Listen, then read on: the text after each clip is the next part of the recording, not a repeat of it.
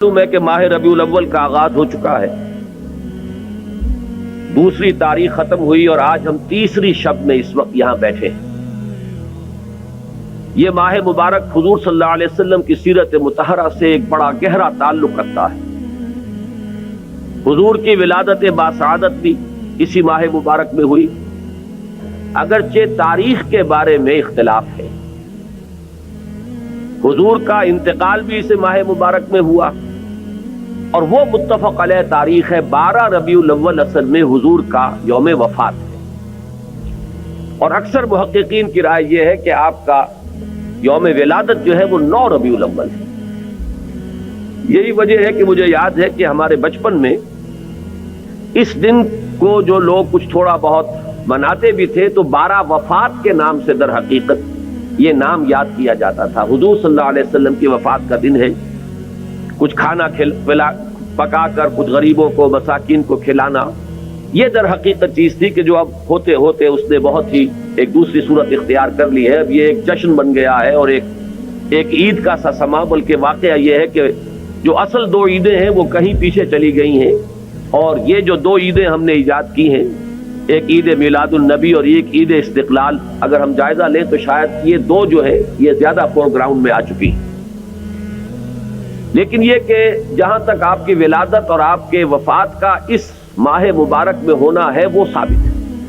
مزید برآں حضور کا ورود مدینہ منورہ میں بھی ماہ ربیع الاول میں ہوا ہے۔ اس پہلو سے اگر اس ماہ مبارک میں ہم سیرت النبی کے مطالعے کا ایک خاص موضوع رکھیں، کسی تاریخ کے تعین کے بغیر اس مہینے کی مناسبت سے سیرت مطہرہ پر گفتگویں ہوں، غور و فکر ہو، اور اس میں بھی عملی پہلو سامنے ہو، اتباع کا جذبہ ہو، سمجھنا سمجھانا اس لیے ہو کہ اس پر عمل کرنا ہے، تو یقیناً یہ چیز ہمارے لیے بہت مفید ہوگی اور ہمارے بہت سے امراض کا شاید اس سے مداوع ہو سکے۔ یاخذون بسنتہ ویقتدون بامرہ ثم انہا تخلف من بعدہم خلوف۔ پھر ہمیشہ یہ ہوتا، ہر نبی کا جاننے والوں میں، پہچاننے والوں میں، ماننے والوں میں ہوا ہے، امت محمد بھی مستثنیٰ نہیں ہے۔ یقولون ما لا یفعلون ویفعلون ما لا یؤمرون۔ یہاں نوٹ کیجئے کہ وہ کہتے وہ تھے جو کرتے نہیں تھے، اور کرتے وہ تھے جس کا حکم نہیں۔ عید میلاد النبی کیا حضور کا حکم ہے؟ کیا اس کا کوئی ثبوت صحابہ سے ہے؟ کیا ہم صحابہ کے مقابلے میں حضور سے زیادہ محبت کرتے ہیں؟ لیکن تھا کوئی معاملہ ما لا یؤمرون، جس چیز کا حکم ہوا نہیں اس پر عمل ہو رہا۔ یہ ہے در حقیقت رسم پرستی، اور رسم کے اندر پھر اضافہ ہوتے چلا جاتا، اس پر ردے پر چڑھتے چلے جانا جو ہے، یہ دوسرا سبب ہے۔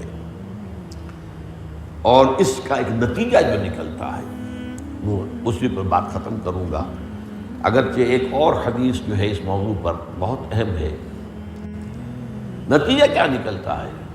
جہاں بدعت آئے گی سنت رخصت ہو جائے گی۔ اب نماز جنازہ پر کی وہ اہمیت نہیں ہوگی، نہ نماز جنازہ یاد کرنی ہے، نہ دعا یاد کرنی ہے، کچھ پتہ نہیں، جا کے کھڑے ہو گئے ہیں، وضو بھی ہے کہ نہیں ہے، لیکن قرآن خوانی میں تو جانا ہی جانا۔ یہ کیوں ہوتا ہے؟ ورنہ یہ کہ نماز کی اہمیت ہوتی، نماز جنازہ کی، آپ اگرچہ عربی نہیں آتی لیکن ترجمہ تو اس دعا کا یاد کر لینا کوئی مشکل کام نہیں ہے، تاکہ کھڑے ہوں دل سے دعا مانگے۔ تو جہاں بدعت آئے گی وہاں سنت جو ہے اس کی حیثیت کم ہو جائے گی، اس کا استخفاف ہوگا یا غائب ہو جائے گا۔